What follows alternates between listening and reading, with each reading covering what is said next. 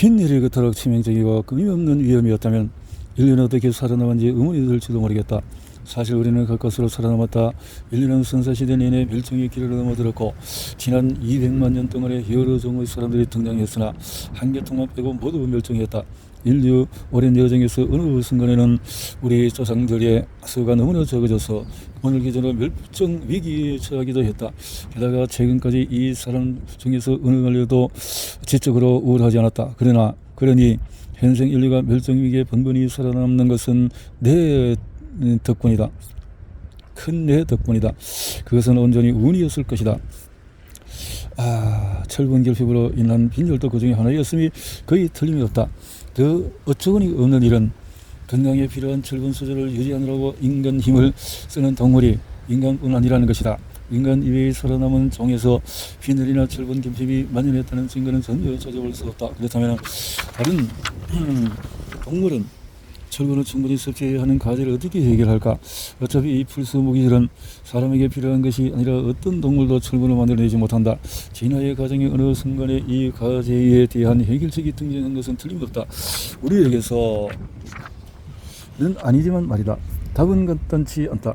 무엇보다도 어리고 양서류, 조류, 포유류, 무척주 동물 중에서 수생동물은 철분을 구하는 일이 힘들지 않다. 바닷물과 민물의 철이온이 풍부하기 때문이다. 물론 그렇다도 또 물에서 철이온을 뽑아내는 소고는 해야겠지만 철을 찾아내는 식은 죽먹기다.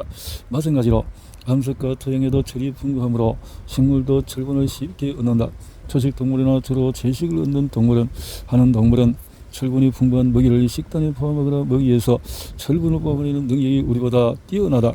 이 정도는 기근이나 이주, 그 밖의 스트레스 요인을 겪으면 철분 결핍이 흔히 나타나지만 그것은 결과이지 원인이 아니다.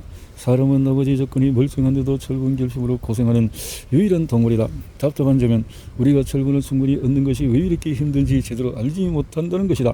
인간은 식물에서 철분이 왜 이렇게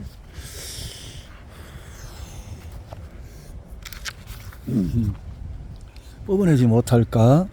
철분이 풍부한 식품과 철분 흡수를 방해하는 식품을 무심과 함께 먹었을 때에 왜 이렇게 예민하게 반응할까? 이것은 인간 특유의 문제인 듯하다.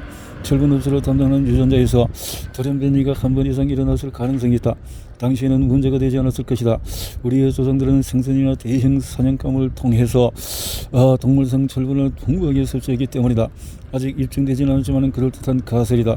그 밖의 정금속 결핍은 철분 결핍보다도 훨씬 드문데 이유는 필요량이 극히 적기 때문이다. 구리, 아연, 코발트, 니켈, 망가니즈, 몰리브네 등 극미량이 있으면 된다. 어떤 경우에는 이 금속들은 몇 달이나 몇 년씩 섭취하는 채 몸속에 저장된 것만으로도 버틸 수 있다. 그럼에도 이 극미량의 중금속이 중요한 역할을 하기 때문에 전혀 섭취하지 않으면 치명적인 피해를 입을 수 있다. 인류가 이 중금속들을 흡수하기가 그토록 힘들어진 것은 진화적인 오류 때문일까? 단지 이 과제에 적응하지 못했을까? 둘의 차이가 있을까? 미생물 가운데 이 원소 중의 성동설을 전혀 필요로 하지 않은 것은 많다. 사실 어떤 비량 금속도 동물에게 필요하지 않다. 달리 말하자면 각각 원소에 대해서 그 원소가 하는 일을 대신 수행하도록 자신의 분자를 변형시킨 생물이 있다. 인간은 그렇게 하지 않았기 때문에 온갖 위령 금속 이온을 여전히 필요로 한다.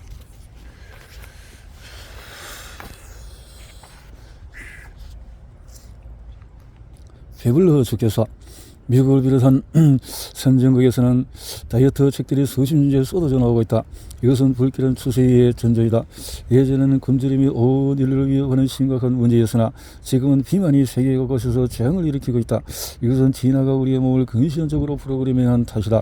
많은 다이어트 책에서 지적하듯이 우리는 비만해지도록 챙겨 먹었다. 그러나 일이 잘못된 과정과 이유에 대해서 대중적 설명은 대부분 이 문제의 핵심에 진화적인 교훈이 있음을 놓치고 있다. 사실상 모든 사람은 먹는 것을 좋아한다. 대다수 사람은 배가 정말로 고프거나 않든 끊임없이 음식을 탐하며 식당 대상에 지방과 당이 풍부한 음식이다. 그러나 과일과 생선, 일체에서 이를까지 필수 비타민과 필수 무기질을 공급하는 식품은 대부분 당이나 지방 함량이 높지 않다. 브로콜리를 격하게 갈망했던 적이 언제였더라? 그렇다면 우리의 본능이 영양을 외면하고 고열량 식품을 찾는 것이 왜일까? 비만은 최근 가파르게 꾸준하게 증가했으며 100에서 200년 전만 해도 중요 건강 문제가 아니었으므로 이것이 생물학의 문제가 아니라 현대의 문제라고 생각이 쉽다. 그러나 선진국의 현대 비만율이 현대의 생활 방식과 식습관 탓임은 사실이지만 이렇게 보는 것은 마차를 말 앞에 두는 얘기다. 사람들이 과식을 하는 이유는 과식할 수 있어서가 아니다. 사람들이 과식하는 이유는 과식하도록 설계되었기 때문이다. 문제는 왜 그렇게 설계되었느냐는 것이다. 식탐은 사람만의 문제가 아니다. 여러분이 개나 고양이를 키우고 있다면 녀석들의 식탐이 결코 해소되지 않는다는 사실을 알 것이다. 늘 간식이며 짜투리 음식이며 사리를 더 달라고 버티며 이를테면 샐러드보다도 기름지고 맛있는 음식에 늘 군침을 흘린다. 사실 반려동물은 우리 못지않게 쉽게 살이 찐다. 사료 양에 유의하지 않으면 체중이 금세 불 것이다. 과학자들은 실험동물은 마찬가지라는 것을 안다. 물고기, 개구리, 생쥐, 쥐, 원숭이, 토끼 할 것 없이 먹이를 제한하지 않으면 몸무게가 증가한다. 동물에서도 똑같은 일이 일어난다. 저런소와 수의소는 동물이 과식 때문에 탈이 나지 않도록 먹이를 끊임없이 증가한다. 여기서 중요한 것은 인간을 비롯한 모든 동물, 특히 인간을 생겨먹은 것을 내버려두면 예없이 병적으로 비만해진다는 것이다. 이것은 야생동물과 정반대. 야생동물은 비만이 없거나 극히 적다. 자연수식지에서 살아가는 동물은 언제나 튼튼하고 말랐다. 심지어 꽉 말랐다. 한때는 동물은 실험 또 인공 환경이 비만의 원인인 줄 알았다. 동물은 야생에서 적응했기 때문에 갇혀있는 스트레스 때문에 신경질적으로 과식하게 할 수도 있고 상대적으로 정적인 생활방식 때문에 작용의 균형이 깨어질 수도 있다. 그렇다면 야생에 의해서 동물을 찾아볼 수 없는 것은 비만한 동물을 왜 심기가 불편해지기는 하지만 대다수 야생동물이 늘 굶주림의 경계를 넘나든다는 것이다. 야생동물은 늘 배고픈 채 살아간다. 동면하기 때문에 1년 중에서 반을 폭식하는 동물도 극심한 굶주림에 시달린다. 야생에서 의 생존은 장악한 사업이자 영구적인 투쟁이다.